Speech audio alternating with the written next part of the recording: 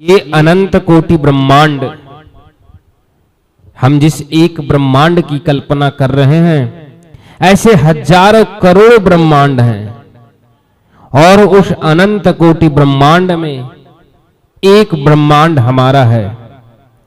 और उस ब्रह्मांड में, जिस ब्रह्मांड में हम हैं, उस ब्रह्मांड में अनंत कोटि सूर्य रूपी ग्रहों का एक पूरा सार सजा हुआ है। उनमें से एक हमारा है, अर्थात जिसे हम गैलेक्सी कहते हैं, वो एक हमारा है। उस अनंत कोटि गैलेक्सी के अंदर जो तारा है, उसमें से एक सूर्य हमारा है। और उस सूर्य के आगे पीछे घूमने वाले 9 ग्रहों में से एक ग्रह पृथ्वी हमारी है। और उस पृथ्वी में भटकने वाली 84 लाख योनियों में एक योनि मानव हमारा है। और फिर भी मानव कभी कभी यह अहंकारित हो जाता है कि वह विश्व विजेता और संसार जीत सकता है, जबकि उसकी इस ब्रह्मांड के सामने जैसे हाथी और चींटी की तुलना नहीं हो सकती, उसी तरह मानव की विकास, मानव और इस ब्रह्मांड की तुलना नहीं की जा सकती है। ऐसे अनंत कोटि ब्रह्मांड नायक आचिंत कल्याण गुणगण निधान श्री कृष्ण के चरणों में हमारा बार बार कोटि नमन है। और तुलसीदास जी महाराज लिखते हैं, आकर 4 लाख 84 योनि भरमित यह जीव अविनाशी, कबहू का करी करुणा नर देही, देत ईस बीनु हेतु सनेही। मनुष्य जब 84 लाख योनियों में भटकता है, तब उसे भगवान की कभी कृपा हो जाए तो उन 84 लाख योनियों में से एक योनि मानव का प्राप्त होता है। अर्थात इस जीवन मृत्यु चक्र के 84 लाख योनियों को भटकते हुए एक योनि मानव है। और एकमात्र योनि ऐसा मानव योनि है जिसमें मनुष्य अपनी कल्याण कर सकता है, इस जन्म मृत्यु से खुद को मुक्त प्राप्त कर सकता है।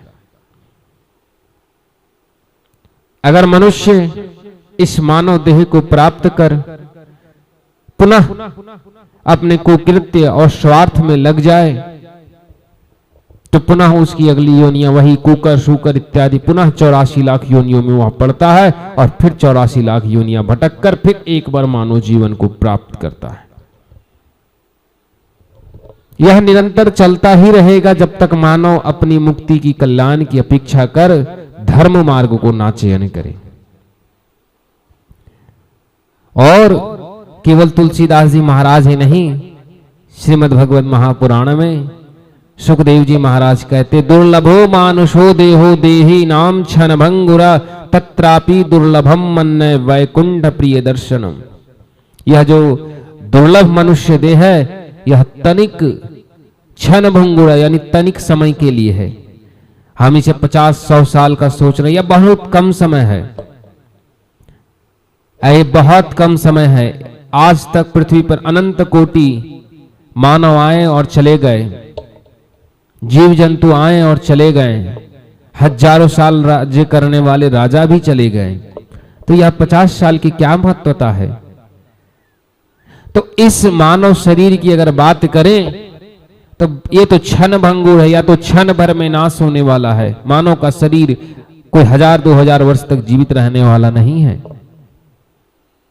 और इस जीवन काल के मध्य में अगर किसी ने ईश्वर की वंदना कर ली, ईश्वर की भक्ति कर ली और धर्म को मार्ग बनाकर आगे बढ़ा, ऐसा नहीं कि केवल भक्ति, धर्म भी चाहिए, तो आपकी मुक्ति निश्चित है।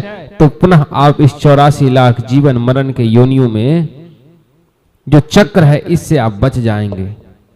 अन्यथा मानव पुनः इसी में आ जाए। के पश्चात आप अपनी मुक्ति सुनिश्चित नहीं करते हैं तो समझिए कि आपसे बड़ा संसार में मूर्ख कोई नहीं है।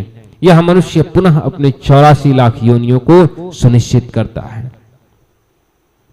एक बार 84 लाख योनियों को जब आप भटकेंगे तो लगभग 84 लाख वर्ष तक आप भटकेंगे।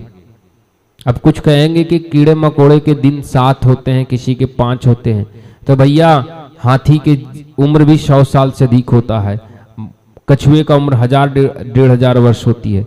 तो ऐसा है कि 84 लाख योनियों में लगभग आपको 80-84 लाख वर्ष के बाद पुनः एक बार मानव का शरीर प्राप्त होगा।